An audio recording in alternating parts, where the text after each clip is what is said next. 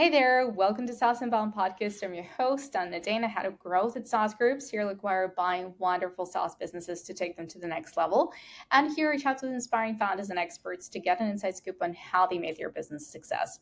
And today with me is Chris, founder of GoRails, JumpStart, and Hatchbox, a suite of products and courses that help tech founders build better products. Welcome. Hey, thanks for having me. Sure, it's a pleasure. When I learned about what you were doing, I was like, oh man, like probably so many founders want that because it just, makes their life so much easier. So I really want to dig deeper into this. But first, let's start with your background. Like, how did you come up with the idea, started doing this in the first place? Yeah, I GoRails originally started because I had always wanted to build products myself, and it was consulting and things before then, but really it was like I want to like own something and build something. So there was a guy, Ryan Bates, who had done videos teaching people Ruby on Rails a long time ago, and he kind of burned out and quit doing videos. And like a year and a half later, I started like, oh, I really miss those videos, and I bet other people do too. And I'm not as smart as Ryan Bates. I don't know it very well. And I could just teach people who are like more beginner than I am. I could teach myself from 6 months ago.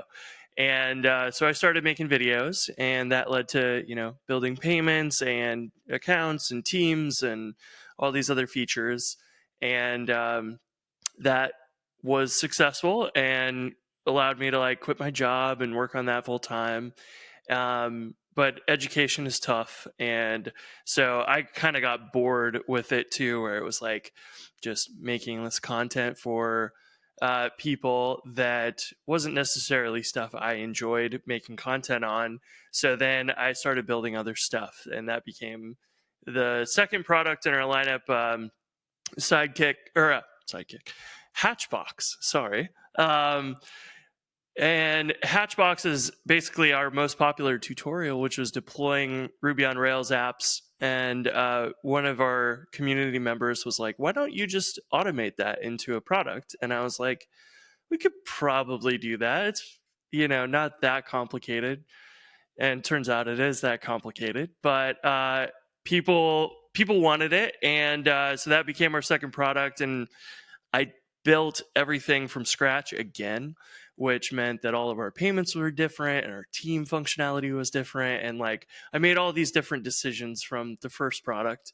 And that got very annoying to have everything slightly better but different. And trying to maintain all that code was a huge pain, which led to our third product, JumpStart Pro, which is basically a Rails application with payments and APIs and mobile apps if you want them, and just all this, the baseline product features that you'll need to build a business that we could standardize on. So now we've moved all of our other products onto JumpStart Pro. So we have consistent payments and features and admin areas for customer support and all that stuff that's just built and ready to go. So that was kind of the long story short of how we got to where we are.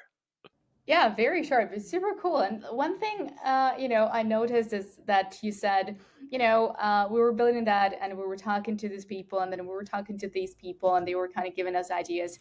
And I feel like, because I interviewed Mike Perm from Sidekick and Yes. DHH, and, it feels like Ruby on Rails has this like super active, like this nerd community where everyone really wants to like get involved. And yeah, tell me more about this communication and how being in that community maybe helped shape what you've been building. Yeah. Everything came from the community. Like I ended up learning Ruby on Rails in school. And it was one of those times where I realized like the community was so supportive and welcoming, and they were also like willing to adopt new stuff. And like coming from Python, the new version of Python, version 3, came out when I was in school or something, and like everybody was afraid to adopt it because it changed some things. And I came to Ruby on Rails, and like everybody was like embracing the brand new stuff right away. And I was like, oh, this is refreshing. Like, that's kind of interesting. And over time, you meet everybody like DHH and Mike Perham, and they're also supportive of each other.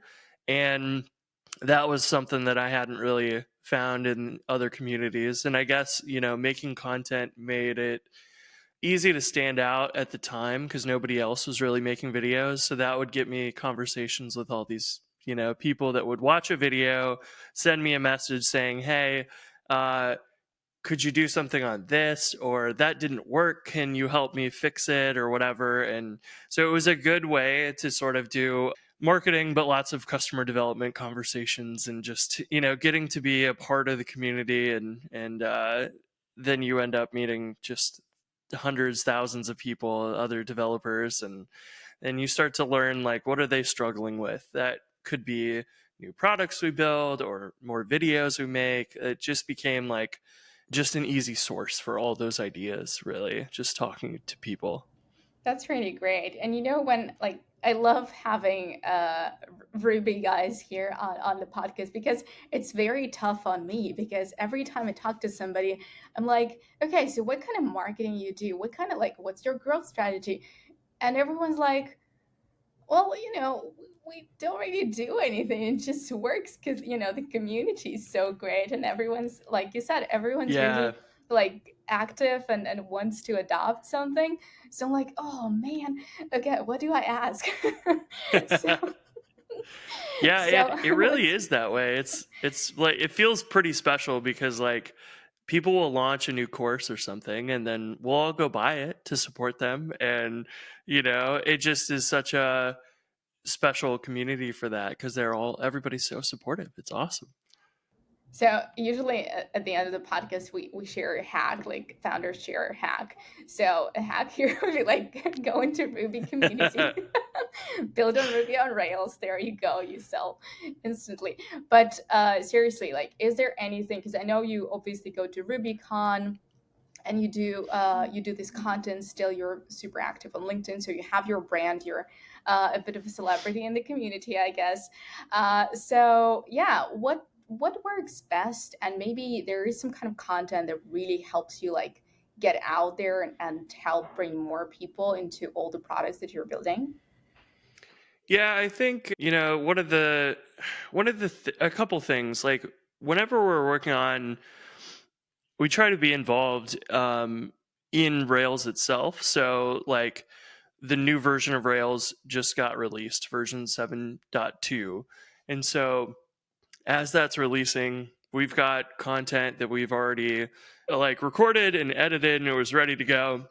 And we can share that stuff on day one whenever the new release comes out because we've been watching the stuff ahead of time. We've been testing it. We've been fixing bugs. Many times I'll be recording a video and like run into issues that a newbie would have using this thing for the first time. And so we can like contribute back to Rails and we end up making a better video because that issue will be fixed and it's better for everybody in the community. So we end up sort of doing guerrilla marketing kind of like that, where it's like, oh, they see us actively contributing to Rails and open source projects and stuff like that. And that always leads people to like, what else are they doing? What other videos are they making? What other projects do they have? And so that kind of is our, rather than buying ads and, doing marketing in a more traditional way, we end up kind of being just like, in the community, very active, lots of conversations with people, writing lots of code, and just being involved tends to naturally get people like, oh, this guy is doing some interesting stuff.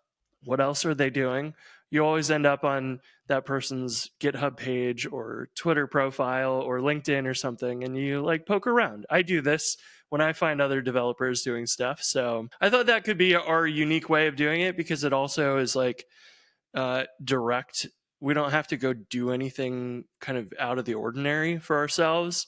Maybe it's not as effective as buying ads and doing more traditional marketing, but it's fun for us. It's kind of our normal day to day. We're developers. We're not really salespeople and marketers, and so it becomes easy for us to do that because if you're a realtor, you're going to realtor things and being involved that way. But if you're trying to break into the realtor space as a developer, like it's going to feel weird to go do all those other things that are not your comfort zone or whatever. So we're just kind of playing our comfort zone and build good stuff. And they all kind of, a lot of ideas we'll have that could be just proprietary. Like you put it in JumpStart Pro, and for example, notifications, uh, sending notifications through email or push notifications to your phone or whatever, to Slack, Discord, you name it. We needed that feature for all of our apps and for JumpStart Pro, but instead of like building that and keeping it proprietary, we made it open source. And so that's become a pretty popular gem that we've published. And then that's sort of another way of, another example of how we're doing that, where it's like, oh, this is already built into JumpStart Pro along with payments and other stuff I needed to build. So the little underlying nuggets we can open source and share, but you still have to go integrate them to your application. So that's still work to do. Or you can grab JumpStart Pro if you don't want to do it yourself and would rather focus on building your unique product ideas and stuff like that. So that's kind of how we approach it, and it works pretty well, I think, because the community is so supportive. If Yeah. it wasn't that case, we would have to do a lot more traditional kind of marketing things, I think. That's a great way, I think, because hey, well, it might be your comfort zone, but it's also like a very sustainable model. You just yeah, you work with your community and you listen to your customers and users. But since you mentioned this already, right? Let's talk about Jumpstart. And like obviously I wanted to research a little bit more about it, but I found this very fascinating quote which said Jumpstart is like Laravel Spark, but for Ruby on Rails. And I'm like, oh my God. Okay. I didn't understand a word there. So I'm going to have to ask. Yeah. So, what's Yeah. Jumpstart and what's the problem it's solving? That's great. Yeah, actually, Laravel Spark was like the thing that I realized, like, oh, we need something like this in Rails. So Laravel Spark, for anybody that's not familiar, Laravel is a very similar framework in PHP to Rails. And I had seen Taylor Otwell, who's the creator of Laravel, had posted on Reddit once that Spark had made over $1 million. And I was like, dang, because it's like $99 or something. So you had to sell quite a few copies of that to make $1 million. And it pretty much adds the basics like payments to your Laravel applications. And I was like, oh, you know what? That's what we've been struggling with. Like GoRails and Hatchbox, I built from scratch. I've done it a bunch of other times, building payments and other, having teams. We built GoRails without team support originally. And that is an awful feature to hack into your application after the fact. Once you have a bunch of users, you've got to like re-architect your entire application to make sure that it handles multiple people instead of just one at a time. And that's very painful. So one of the main things we were like, let's make sure that when we build our template JumpStart Pro, let's have payments, teams, invitations, roles, a basic API, and that kind of stuff out of the box. So that's where we ended up building JumpStart Pro. It's basically a Rails app that has all these features for your business already ready to go. And then if you want to build a customer support application, you can just focus on building the customer support piece of that without handling, if it's $25 a month per user, like we have the foundations already set up for you to do that. And you just have a subscription and, multiply the quantity by however many users are on your account or whatever. So we really try to keep up with all that. We keep up with all the Stripe changes. They have now just acquired Lemon Squeezy as an alternative for merchant of record, so you don't have to worry about taxes. And we try to build out all that tooling so you can like focus on your products, which turns out to be really good for us because all of our stuff now runs on JumpStart Pro, which means for GoRails, I can just record videos and I don't have to worry about the payments code and all that stuff. We just plug it into JumpStart and we're off to the races. And the same thing happens for Hatchbox, where we have to set up servers and deploy applications with Hatchbox, and that's a lot of work on its own, not to mention dealing with payments and teams and whatever else. So yeah, Jumpstart was kind of like, well, clearly people want to buy something like this in Laravel land, and why don't we have that here in Rails? And so that's where we ended up deciding let's try it and see what happens. Yeah, that's great. Well, tell me a little bit about, how, because you started with creating content and teaching people how to build on Rails, and then you went into products, or at least into like productizing a part of what you were doing.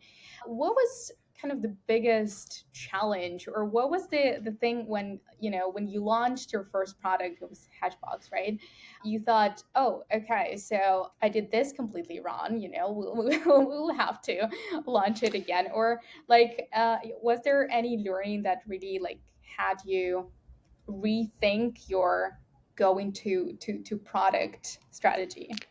Yeah. So the probably the best example is like the first thing we really launched was GoRails. The Railscast stuff before me was a subscription, and it was like 4 videos, or like 1 video a week, and you paid $9 a month, and 2 of those videos would be free every month, and 2 of them would be part of the subscription. And I didn't want to commit to anything. I had never built a successful product or anything. I didn't know, nobody knew who I was. So there was some stuff that would end up like on my blog or whatever, some traffic that I'd submitted to Hacker News occasionally or something. So I had put up some like a little questionnaire form that was like, if I was to make some videos, what would you like to see? And it was like all these random people would write about, I want to hear about audio engineering and stuff. And I was like, I'm not an audio person. I don't know. I can't make that content for you. So I just ended up like kind of taking a leap of faith on that, where I knew that if I was continued consulting back in the before I did any of my own products, if I kept doing that, it was too easy just to do more work for clients. So I had some money saved up and decided to like stop consulting and just invest in myself and see how that goes. And worst case, I get another client at the end when I run out of money.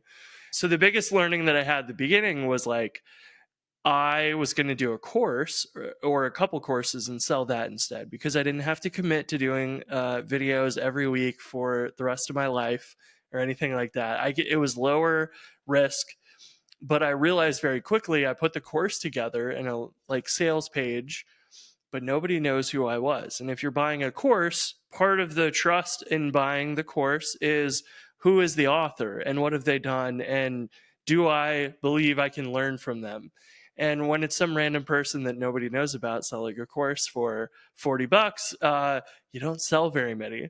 And I realized very quickly, like, I have no idea what I'm doing or how to like build trust with the audience. I don't have an audience really. I have a little, maybe a couple hundred people or whatever. And so that was when I decided like I need to pivot, because $80 a month that I'm selling 2 courses a month maybe isn't going to pay rent or food or anything. So uh, that's when I kind of realized like maybe the way that Railscast was done was successful because every other video was free, and that would get shared a lot.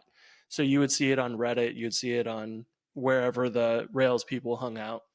And so I realized like maybe I should just try that and see if I can use that for marketing, just to have stuff to build trust with the community and build up an email list and all that. So I did, and I was running out of money and started interviewing at jobs. And I ended up working for a Y Combinator startup for a year because I ran out of money. But the day that I interviewed with the CEO of the company, GoRails had been submitted to Hacker News and it had sat at number 2 all night long because someone submitted it and was like, hey, this is like Railscast, like someone else is doing something like this and we all miss it. And so overnight we had like a huge, I woke up to like 600 emails from MailChimp saying, you have a new email subscriber. And it was like, time to turn that notification off. But it was the first time where I was like, oh, okay. Like people they like the familiarity with other products. Like they missed Railscast. I missed Railscast. I wish they still existed. I would still continue paying for them. But it helps for me to have kind of a throwback to Railscast because I don't know what I'm doing. And I've seen similar things with like Nathan Barry building ConvertKit. It's like, people are already paying for MailChimp, then it's not that hard of a switch mentally to like, oh, I just pay for ConvertKit instead. And so that was one of the early learnings that I had that was like, okay, I need to do more. I need to invest a lot in marketing because like making the content is like the 10% of the work and the 90% is like, how do I get this out there? Do I post it on Reddit? Do I post it on my email newsletter, whatever else? And that was like hard because I was a developer. I didn't like talking to people and whatever. And that was quite the change. Yeah. I think we talk so much about it here that especially now, like building and part of what you're doing is just making building the stuff so much easier, but it's still selling that you have to do, and you have to go out there and like find your way to build trust and to find your audience. But I wanted to ask you, of course, like what is that audience that you found with Jumpstart, for example? Like, yeah, we're talking about Rails community, but in also like, did you niche down a little bit, like within that Rails community, and found like founders that really needed what you've been building, and how did you do that? Yeah, we did because in general, there's a huge overlap of, 37 Signals open sourced Rails back in the day, like 20 years ago now, which is wild.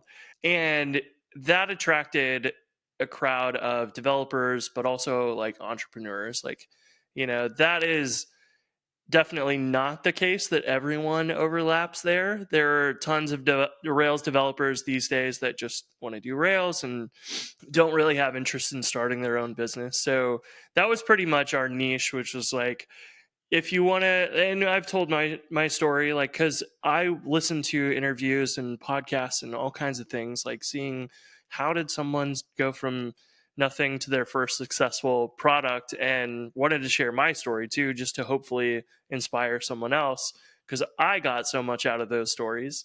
And so that's kind of like the people that we attracted with Jumpstart were Rails developers first, but they always wanted to go build a product and be successful with that or whatever. And they had heard my story talking about building GoRails, which is our initial, product that did well enough for me to quit my job, which is, I think, a lot of people's like first, check mark that they want to have, or like, I can quit my job and work for myself. And even if that's 100,000 a year, at least I don't have a boss to tell me what to do and whatever. And that was definitely it for me as well. So it attracted a lot of those same people that were like me, which was great. And like, there are people who have been very successful with it that we've like just been blown away. And then we become good friends because they're like, hey, could you help me with this? Because we've got way too many users and the site's crashing and I don't know what to do and whatever. So we'll, jump in and help people when they need it. And it's just wild to see like people being successful with it. One of our good friends that lives in Ireland had used it to build like software for ordering from restaurants during COVID and picking up food and stuff. And they pretty much became like the place to go. And he was occasionally he'd call me and be like, yeah, I could really use your help because I'm just a lone developer. We've got these people on the team that are doing like the marketing, getting it out into the restaurants and stuff. But he's like, I'm just alone on handling all the payments and everything myself. And that stuff is just like my dream to like help people do that stuff. It's so much fun. And that often leads to like, if he's got an issue, then we can probably just fix it for him, but then take that and give it to everybody else, all of our other customers. So we can use that experience helping ourselves, other customers, and then share that with everybody else. And hopefully they, can save a ton of time with it. So that was really it. Like, and we had started JumpStart Pro kind of towards the end of, or more recently than anything else. So we had experience on building things, but also like talking to people about building products and selling things for the first time or whatever. And that was helpful for us to like launch Jumpstart because we had already done a lot of the marketing ahead of time to make a successful launch at the beginning there. Right. Let's talk about monetizing, right? Because, like, again, something that a lot of people are super kind of shaky about, right? Like, what kind of price do you just slap any price? Like $9.99 sounds good, or like, how did you decide what price is going to be for GoRails and then Hatchbox and Yeah, I would say I'm not the best at this. So GoRails or Hatchbox is a good example. Either one, they're sort of like consumers most of the time buying that to run their own products, but Hatchbox maybe has a little bit more of like an agency that works on lots of Rails apps. They might use Hatchbox to save some money, but we tend to be in that consumery space where like we have to charge not a lot for anything. And originally we just straight up copied the $9 a month that Railscast was, because I was like, well, people paid $9 a month for that. My content I think is terrible, so I don't know if it's even worth $5 a month. And so that's where we just started. And $9 a month is kind of an impossible price to make a business on. And so one Black Friday sale, instead of giving a discount, we said that our sale this year is, you get, if you subscribe before the end of Black Friday sale, you can keep the $9 a month forever as long as you don't cancel. After that, it's going up to 19 a month, and that helped us I don't know, double our recurring revenue or something. That Black Friday sale, it was our first big spike in really any sort of sale that we've done, but it was like a reverse sale. It's like you can get it now or the price goes up in the future, and that helped quite a bit of getting us to a point where it was sustainable in the beginning. But yeah, we're not charging much for almost anything that we do. Hosting stuff is being commoditized by investors and stuff, spending tons of money on hosting products. So it drives the prices pretty low, and just normally, I guess, at this point. And Jumpstart is kind of similar, where it's like we want to make it accessible to people. And if you're starting out, we can't be charging, $1,000 or $5,000 for this template, because the people are trying to start their business. So they don't generally have a lot of money at the beginning. And if they do have some, they're spending their runway. So we have a pretty darn cheap price of $249 on it at the moment. That may change, but it's kind of, $20 a month roughly, and it's not a lot, but it's accessible. And that, I think, is kind of how we've priced most of our stuff. Like, I want people to learn Rails, I want people to build stuff. We haven't had the like best prices for our business. It's been slower growth because of that. If we had 49 a month, then we could have more employees or whatever much sooner. But it's one that like I can choose to do that because I don't have to do a return as long as I can pay myself. And we have two people on the team now aside from me, and it's like, as long as we're all good, then I'm fine with it. Like, ideally, yes, maybe we have a bigger team, because there's times where there's tons of support tickets and whatever else that we could, and lots of other product ideas or bug fixes that we need to do. And like, yeah, we could certainly we have work for a team of 10 probably, but I don't know if I want to be a manager for my full-time role. Like, I'm still a developer and I still like building things. So I haven't quite gone that far yet. And maybe I will. Maybe I'll be tired of doing development stuff. But at the moment, it's like it would be, maybe I would have to hire someone to manage me, ideally, at that point where we wanted to grow the team or whatever. Because I don't know if I would feel, it's been very hard. Like the moments where I'm doing payroll and admin work and taxes and bookkeeping or whatever else, and I'm not doing any development, I don't feel like I'm doing any work. It like, because I measure myself and my productivity by like code and features and bugs fixed and developer-y things, but not like CEO kind of things as much. So it's maybe not the ideal thing for the business or whatever, but it, as long as it's just me and the small team, it works really well to make sure I don't get burnt out or whatever. So That's really great. I feel like it's such a, you just were talking about comfort zone. And I feel like you're just so fine with what you have. And I think it's amazing. I just had, I mean, Mike Perham, same story. He was like, you know yeah. what? I don't want to deal with that stuff. So I don't want to hire anybody. And I had a podcast just recently with the guys from Missive. I don't know if you know the product, they're Canadian, but for the longest time, I think for 7 years, they were just three developers, just like building their product until they had like some obscene ARR, and then they were like, oh, okay, yeah, well, somebody has to measure this. Maybe we should hire somebody. And yeah, it's really interesting. But I'm always very inspired by stories like this, to be honest. It doesn't have to be like VC growth at all costs, but having happy people on the pot is great. But Yeah. just I, yeah. I was just going to say that you reminded me of like, the stuff that I've heard listening to like the Rework podcast where DHH and Jason Fried are talking about 37 signals. And it's like, one of the things that always stood out the most was, I think it was David that was talking about like, it's your business. Like, this is your lifestyle. Like, whatever you want to have, you can do. And if you like believe that you have to do it the way that's written about on these blogs and whatever else, then like you're not really treating it like it's your own business, and you can optimize for whatever you want. And also, today this might be the right answer, but tomorrow it may not be. And you might realize like, so a good example is I was just a lone wolf like Mike Perham for the longest time.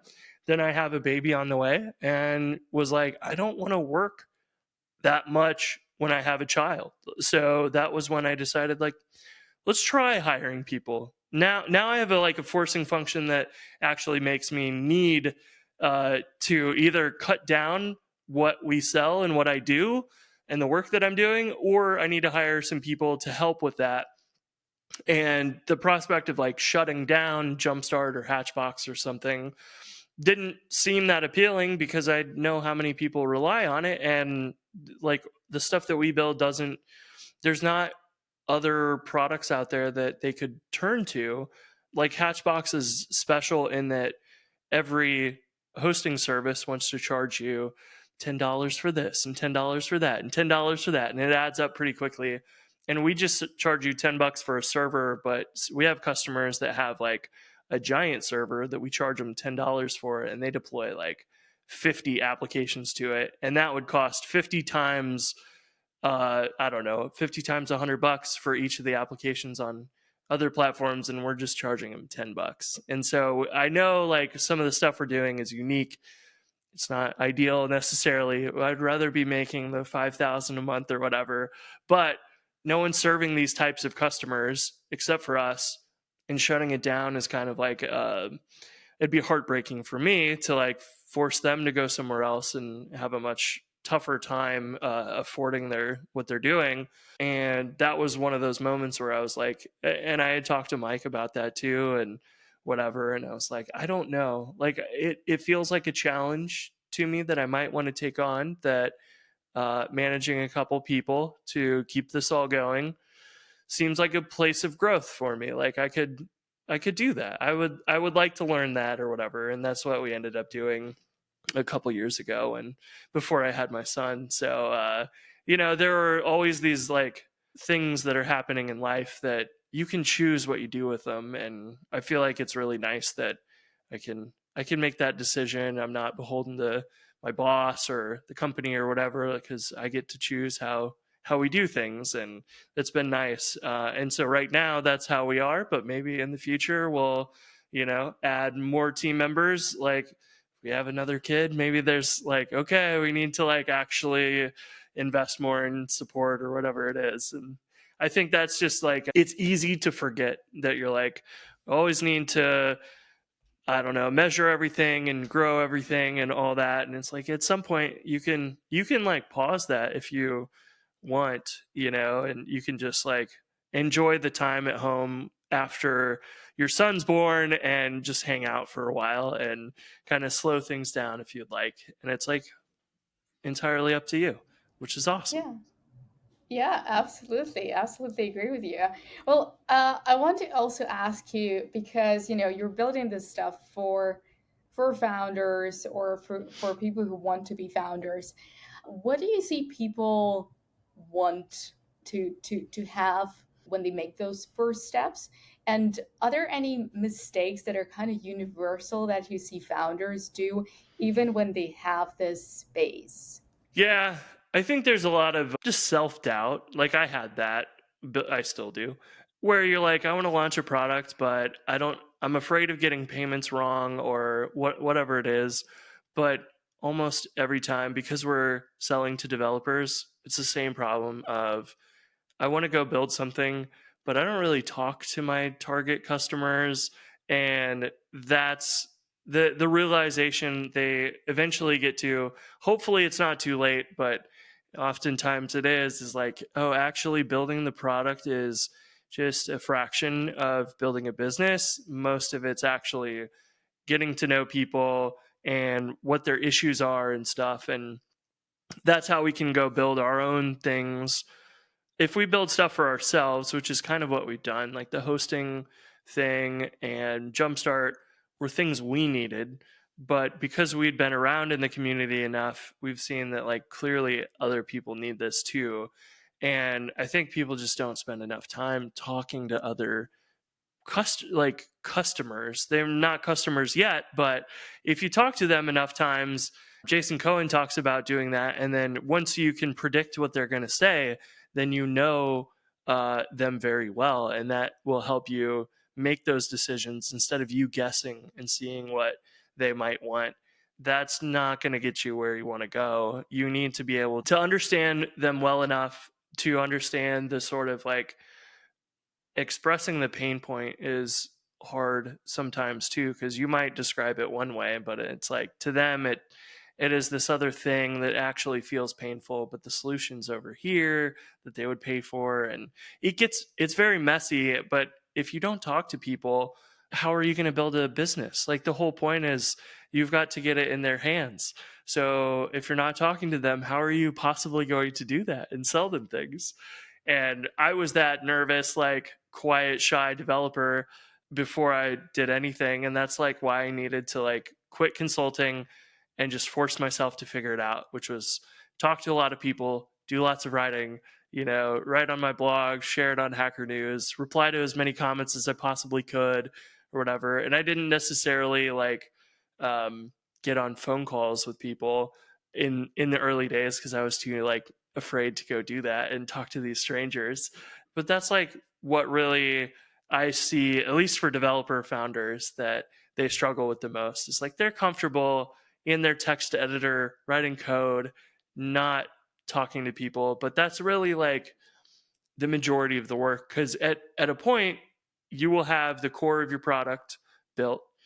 And if you did it right, the rest of the work is customer support and marketing. And you just have the product that sits and runs on your server. You don't have to go add features constantly to it. You have, your email newsletter service like ConvertKit. If it works and it sends emails, then the work left to do is fix bugs. And hopefully, you don't have a ton of bugs or whatever, but there's customer support and like getting it in the hands of new users. And at a certain point, that's your main focus. And so it's like the sooner you can do that, the better. And I think there's like a little PDF or book that Rob Walling shared, and the title was like "Start Marketing the Day You Start Coding" or something like that. You don't even need to read the book. That's the most important point that I found in the title, and I was like, "Dang it, he's right." And that was, I think, my biggest struggle. But I think also, like, from people we've talked to, like, yes, you can read the docs, you can go build payments, you can do all these things yourself, but that's not what you should be focusing on, which is, I think, another selling point of JumpStart, which is we've done those things to help keep you focused on what you should be doing, which is go talk to your target market as much as possible. Like in the past, before doing all of this, I tried to build products with other people that were for realtors and for one was like craft beers that sell out, like they only make a small batch and they sell really fast. And we are building this little app to, you all hit the website at the same time and we can reserve the small batches of beers for people. And it was like, okay, but that's not my crowd.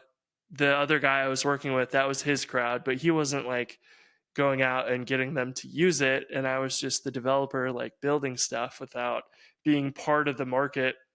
So at least if you're going to be a small, tiny team of 1 or 3 or whatever, it helps to really be like part of that group, and know them well enough to be able to just be part of the community, I think. Yeah, it sounds awesome. And to the point when you said, you have to go to your potential customers and talk to them about the problem. I think this is the core here, because if you're going with the solution, and back to Jason Cohen, we actually discussed it on the pod too. Yeah, he was like, people are not trained to tell you you suck. So when you go and you present them an idea, they will be like, yeah, sure, that's exciting, but it's not what they want potentially. But Yeah. Yeah. And I had done that so many times where I'm like talking to people and asking about too much stuff that I had already thought through, that was like, this could be the problem and here we could build this.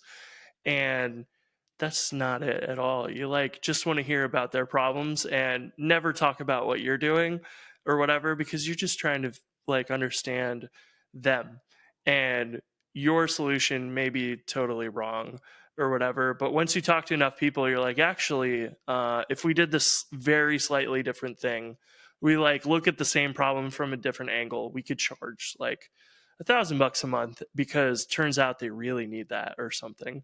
And you have to be, you don't want to have any ego when you come into it where you're like, I think I already know their issues and their problems and stuff and how we could solve it.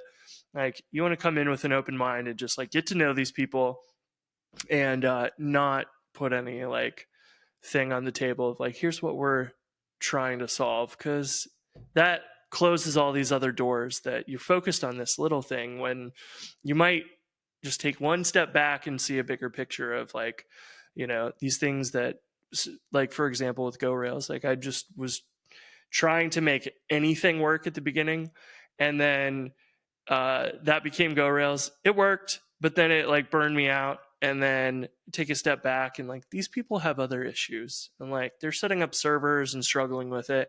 And I'm doing the same thing. Or I'll come back and set up a server, and 6 months later I've forgotten everything and I have to go do it again and relearn it all. And that was like, we should just build Hatchbox, and taking these steps back and getting to know our problems, but our customers' problems and whatever. We would never have been able to imagine that in the early days, because we saw like this tutorial for deploying Rails was very popular. Maybe we should do more with that. Um, and you could never have guessed that at the beginning. So it's like you have to stop and just watch what happens a lot more. But I think developers also have the tendency of like problems and solutions, and we can build something and whatever. And you want to jump to that a little too quickly. And it's like, just observe as much as you can. And that will help a lot. So. Yeah, that's a good tip. I think it already qualifies as a hack almost, but I have to ask because I always ask on the podcast, what is the hack that, helps you in your journey? It can be, something completely like out of whack, like something really weird, but something that works for you, growth, being solo founder, community building, anything. Yeah, a fun one was that actually that guide was, whenever I'm trying to figure out what do we work on next, we'll see like this video gets a ton of traffic compared to everything else. That's surprising. Then like, okay, you see that, then like go invest more in that cuz clearly people want more of that thing. And it seems so obvious to say it out loud, but it's actually like in the day to day when you're like swamped with all these things, emails, bug reports, tickets, new features you're trying to work on. It can be easy to like overlook some of that. And those tend to be the things that have like crazy ROI that you didn't realize ahead of time. So, any of those surprising things that like we ended up on Hacker News, and I could have shut down GoRails because I had spent like 9 months working on it, run out of my savings, was interviewing at the YC startup, and was getting a job. And then it just happened to be that like GoRails was all of a sudden popular on Hacker News. Like I could have been like, oh, that's cool, but I'm gonna just focus on the job. I kept doing GoRails on the side, and it eventually grew to like pay myself a living. But when you find those little nuggets of like, this is a surprising result, like people seem way more interested in this than I realized, like that is one of those signs, like an early sign of product market fit or whatever you call it, that you should try. It can be tough, but if you can like pay attention to those things in the moment, that can end up where you end up on a wild trajectory where you like get a lot more growth than you ever expected in the same amount of time. You could grind super hard on what you thought people wanted, but it's one of those moments of, hey, there's a little like flashing light over here, you should probably go see what's happening over there or something. Yeah, um that's a great point. I think a lot of people are actually kind of afraid on a like subconscious level to look into this things that don't have to be that popular or like don't have to work, but work. And you're like, oh, but it wasn't going to go there. Like the idea wasn't that. I'm yeah, so afraid to like pivot or change something that I think it's just, there is a bit of a resistance from, especially from developers, because like you said, you guys get the idea and you want to solve it. So yeah, like maybe change yeah. it. It's the tendency of being like the solution before the problem sometimes, and you're like, oh, we could build this thing with AI or whatever, and it's like, well, is anybody actually struggling with that, or are you just making this up because you can? And that happens a lot. But if you stop and see like the successful people using AI are doing crazy cool things, like having AI analyze your resume or whatever and give you tips on it. And it's like people are paying a lot to have help on their resume because they're trying to get a job and whatever. So if you built some random AI thing and happen to see like a PDF upload thing, and then you see like, oh, there's actually a lot of people specifically uploading resumes, then you could just like buy a resume AI domain and have like a version of it targeted to that niche, and then you might end up with tons more SEO traffic and whatever that you would never have gotten from your generic PDF analysis thing. And it's those little tiny things that are hard to pay attention to, but can be like a make or break from being successful with your product, I feel like. And that was, I mean, going back to the very early days, like I literally to start GoRails was I was writing tutorials for fun on my free time.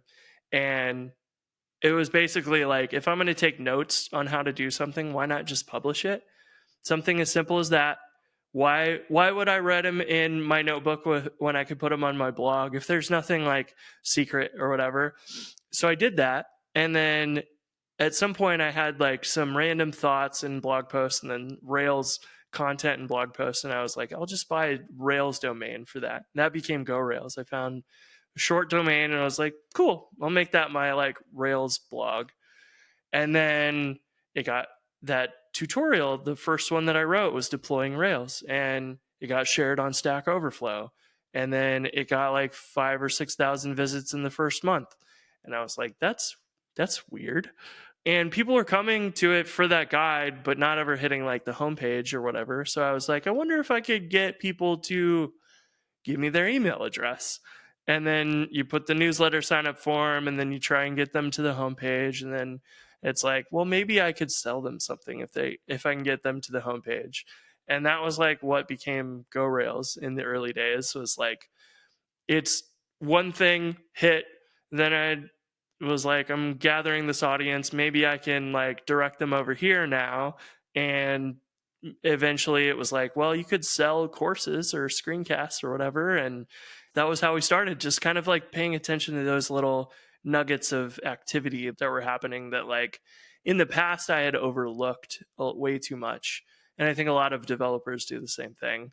They're just, having fun writing code, which is kind of the problem of being a developer founder. You can get distracted pretty easily and go down a rabbit hole of, whatever fun new technology there is. But if you really want to like be an entrepreneur, it's paying attention to those little signals that are happening, but they can be pretty subtle sometimes. So that helped me a lot. So that would be my hack, I feel like. That's a great one. Thank you so much for sharing. I feel like, yeah, it's really fascinating how, tech founders go from like code to business and, all these little misconceptions that there are. Like, you only get one launch, or like if you pivot, all Oh, those yeah. like three people that were rooting for you are going to get disappointed, or, all those kind of like prejudices. But it's great to learn about your story. I mean, what you're doing is super fascinating, and just how you got to this from filming tutorials is super inspiring. So thank you so much for sharing the story. Yeah, thanks for having me. I mean, that, like I said earlier, it was these stories that I had like hooked on to when I was listening to podcasts and stuff, trying to figure out how do I like make anything that anyone cares about. And, it's tough. And especially I think coming as a developer, it's like it probably is the easiest thing to sell to developers. Like, that's your community, that's your people. But also developers are very finicky and stuff. But yet, if you do the right stuff, Mike Perham's a wonderful example, and you focus on something that's like hard for most developers, you can sell Sidekick at thousands of dollars per license and make a killer business out of it. But you can also do like what we've done and go on the opposite end of the spectrum and build stuff for more or less B2C like consumers and not charge a lot. But we have thousands of people in the community, and you get 1,000 people paying you $19 a month, and then that's a lot of people to support. You will have lots of tickets and emails coming in to do. But if that's your first step, 100 people. And I at the beginning measured this. This is another thing I really like, is like the beginning, I just tried to make $1,000, which was like, you know what, I could like eat Chipotle every day or whatever, and it's free. And then at some point it's like, well, or maybe that's like, whatever, that's your mortgage or your rent every month, $1,000, $2,000. And then you like just have these little milestones of like, this thing is free in my life now because I built this product. And then eventually it's like your mortgage. And then like all of my expenses were paid this month. That's crazy. And then you start to realize like, wow, like I went from the struggle of making the first $100 a month to 1,000 to 10,000. And then you built like this snowball that is probably going to stay roughly the same size. And then you can either decide to reinvest it or just kind of do what I did, was just like, I, want to see how far I can go by myself. And maybe we won't have as fast of growth that way, but also, I wasn't really wanting to manage a team and not be a developer anymore. So it fits your lifestyle, and you can choose along the way, like, maybe when you're at $1,000 a month, you want to reinvest all $1,000 instead of eating Chipotle every day for lunch and whatever. Who But wouldn't want? yeah. But there's like so many little moments along the way to like pay attention to. You have those targets, because then the goalpost always moves. You get to 100 a month and you're like, well, okay, this is 100, but that doesn't go very far these days. So what about 1,000? Can we 10x it? Can we 10x it again? And so on. And you will eventually hit a point where you don't know how to get to the next 10x. But that's probably how you felt the last time, and the time before that, and the time before that. And you can sort of grow your personal growth, I feel like, will happen alongside of that as well. Cause like I didn't know how to do support or whatever else. And over time, just you're going to be forced to do a customer support, and you're going to learn how to do it right and how to not make customers mad and make them leave the conversation like really happy that you went way out of your way to help them with something, and they're like, this is amazing. And then they go on Twitter and Reddit and start talking about your products because you gave them a great support experience. And that becomes your other little hacks at marketing, where people are doing referrals for you. And I one of the things that just reminded me of real quick was I had the experience of working on GoRails for a year and then joining a startup and then leaving the startup to go back to GoRails for full time. And while I was at the startup, they were spending tons of money on ads before they had like really figured out their product. So they were just like burning cash, and we had revenue growth, but our expenses were like going as fast or faster than our revenue. And I just like realized like I don't want to do that. I would rather figure it out first, because ads and that type of marketing are like, it's like pouring fuel when you don't have a fire yet, is what they were doing. But what you really want is you want some product market fit, so that when you do pour the gas on the fire, then it grows a lot faster. But you also need to be ready to support that. You'll need more people doing more things. You will, like, if your product isn't quite solid yet, like Hatchbox was very hard to do just because servers are a pain. We like didn't have a free trial. Well, we sort of had a free trial, but you had to put in your credit card, because I wanted to slow the amount of people signing up, because it was like a little rickety, and I wanted to make sure that people had a good experience and whatever. And if we made it fully free to start out without a credit card, we were going to be overwhelmed in customer support. And so I was like, you know what? I also only care about people who are willing to pay for this. So it's not a bad thing to require a credit card up front, because it helped us filter the noise that was happening there, because we were like getting a lot of people signing up and I couldn't keep up with it all. So it was like, what if we just turn on this credit card form, and it filtered the traffic down to the people we cared about and helped us like refine it, because those are also the people giving the feedback we wanted to hear, not the people who just wanted it for free. And that helped a huge amount in the early days to like narrow down to what we were trying to accomplish with it as well.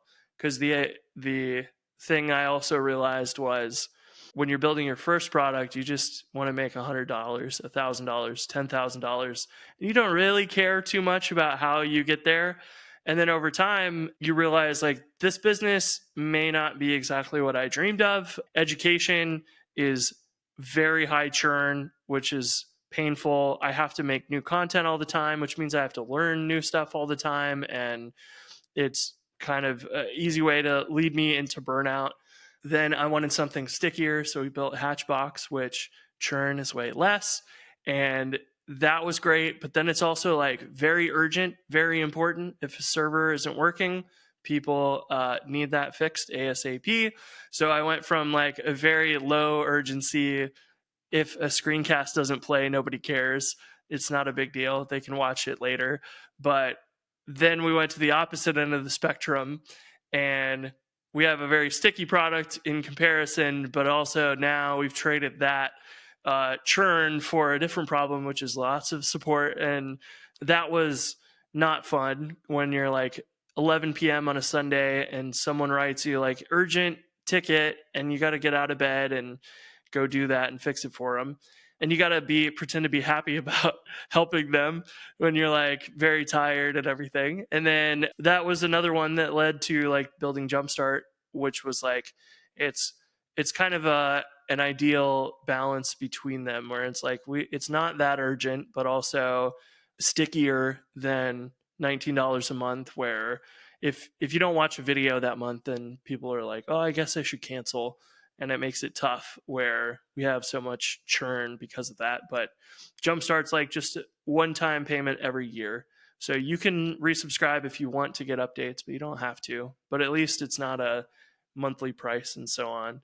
So those are also other things that I didn't learn in the beginning, where I was just like, I need to make $1,000 to pay rent, and I don't care how I do it, but then I could optimize it over time and figure out like the balance to strike. So Yeah, those are great tips. I mean, I feel like a lot of people in the audience are going to be like, okay, we need to write that down. But I'm happy to do this, again, sometime when maybe you launch another product or see, like you said, you learn a new skill, whatever it might be after, so many years of doing this stuff. But I was really happy talking to you. Thank you for sharing everything you've shared. And yeah, thanks for being here.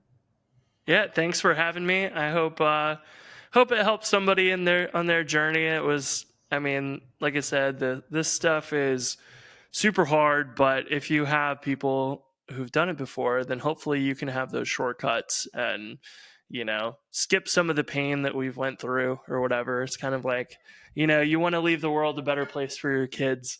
And I feel the same with like business and stuff. It's like these podcasts and interviews and all that were just, and still are, like foundational to my growth and whatever for my career. So, glad to share. Thank you so much. Yeah, like I said, happy to do it again sometime. And yeah, stay in touch. Sounds good. Yeah, sounds And great. Thank you for having me. thank you, and take care.